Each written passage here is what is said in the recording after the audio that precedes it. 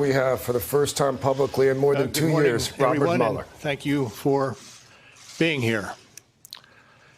2 years ago, the acting Attorney General asked me to serve as special counsel, and he created the special counsel's office. The appointment order directed the office to investigate Russian interference in the 2016 presidential election. This included investigating any links or coordination between the Russian government and individuals associated with the Trump campaign. Now, I have not spoken publicly during our investigation. I'm speaking out today because our investigation is complete. The Attorney General has made the report on our investigation largely public. We are formally closing the special counsel's office, and as well, I'm resigning from the Department of Justice to return to private life. I'll make a few remarks about the results of our work. But beyond these few remarks, it is important that the office's written work speak for itself. Let me begin where the appointment order begins, and that is interference in the 2016 presidential election. As alleged by the grand jury in an indictment, Russian intelligence officers who were part of the Russian military launched a concerted attack on our political system. The indictment alleges that they used sophisticated cyber techniques to hack into computers and networks used by the Clinton campaign. They stole private information and then released that information through fake online identities and through the organization WikiLeaks. The releases were designed and timed to interfere with our election and to damage a presidential candidate. And at the same time, as the grand jury alleged in a separate indictment, a private Russian entity engaged in a social media operation where Russian citizens posed as Americans in order to influence an election. These indictments contain allegations, and we are not commenting on the guilt or the innocence of any specific defendant. Every defendant is presumed innocent unless and until proven guilty. The indictments allege, and the other activities in our report describe, efforts to interfere in our political system. They needed to be investigated and understood, and that is among the reasons why the Department of Justice established our office.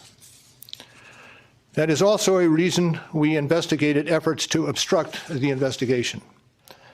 The matters we investigated were of paramount importance. It was critical for us to obtain full and accurate information from every person we questioned. When a subject of an investigation obstructs that investigation or lies to investigators, it strikes at the core of the government's effort to find the truth and hold wrongdoers accountable. Let me say a word about the report. The report has two parts, addressing the two main issues we were asked to investigate. The first volume of the report details numerous efforts emanating from Russia to influence the election. This volume includes a discussion of the Trump campaign's response to this activity, as well as our conclusion that there was insufficient evidence to charge a broader conspiracy. And in the second volume, the report describes the results and analysis of our obstruction of justice investigation involving the president.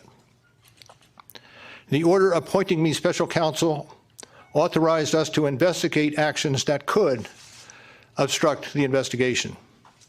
And we conducted that investigation, and we kept the office of the acting Attorney General apprised of the progress of our work. And as set forth in the report, after that investigation, if we had had confidence that the president clearly did not commit a crime, we would have said so. We did not, however, make a determination as to whether the president did commit a crime. The introduction to the Volume 2 of our report explains that decision. It explains that under long-standing department policy, a president cannot be charged with a federal crime while he is in office. That is unconstitutional. even if the charge is kept under seal and hidden from public view, that too is prohibited. The special counsel's office is part of the Department of Justice, and by regulation, it was bound by that department policy. Charging the president with a crime was therefore not an option we could consider. The department's written opinion explaining the policy makes several important points that further informed our handling of the obstruction investigation. Those points are summarized in our report, and I will describe two of them for you. First, the opinion explicitly permits the investigation of a sitting president because it is important to preserve evidence while memories are fresh and documents available. Among other things, that evidence could be used if there were co-conspirators who could be charged now. And second, the opinion says that the Constitution requires a process other than the criminal justice system to formally accuse a sitting president of wrongdoing. And beyond department policy, we were guided by principles of fairness. It would be unfair to potentially accuse somebody of a crime when there can be no court resolution of the actual charge. So that was Justice Department policy. Those were the principles under which we operated, and from them we concluded that we would not reach a determination one way or the other about whether the president committed a crime. That is the office's final position, and we will not comment on any other conclusions or hypotheticals about the president.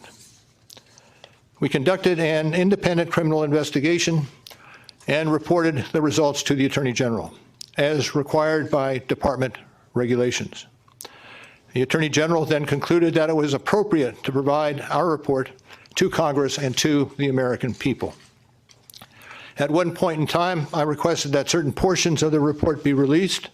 The Attorney General preferred to make the entire report public all at once, and we appreciate that the Attorney General made the report largely public, and I certainly do not question the Attorney General's good faith in that decision. Now, I hope and expect this to be the only time that I will speak to you in this manner. I am making that decision myself. No one has told me whether I can or should testify or speak further about this matter.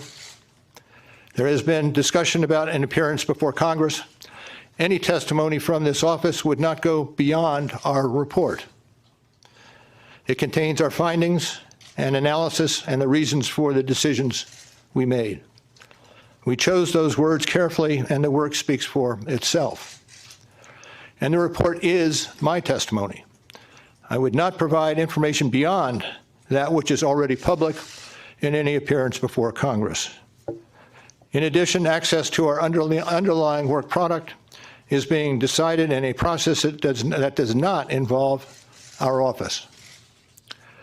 So beyond what I've said here today and what is contained in our written work, I do not believe it is appropriate for me to speak further about the investigation or to comment on the actions of the Justice Department or Congress.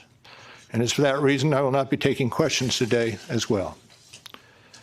Now, before I step away, I want to thank the attorneys, the FBI agents, the analysts, the professional staff who helped us conduct this investigation in a fair and independent manner. These individuals, who spent nearly 2 years with the special counsel's office, were of the highest integrity. And I will close by reiterating the central allegation of our indictments, that there were multiple, systematic efforts to interfere in our election. And that allegation deserves the attention of every American. Thank you. Thank you for being here today. Hey there, I'm Chris Hayes from MSNBC. Thanks for watching MSNBC on YouTube. If you want to keep up to date with the videos we're putting out, you can click subscribe just below me or click over on this list to see lots of other great videos.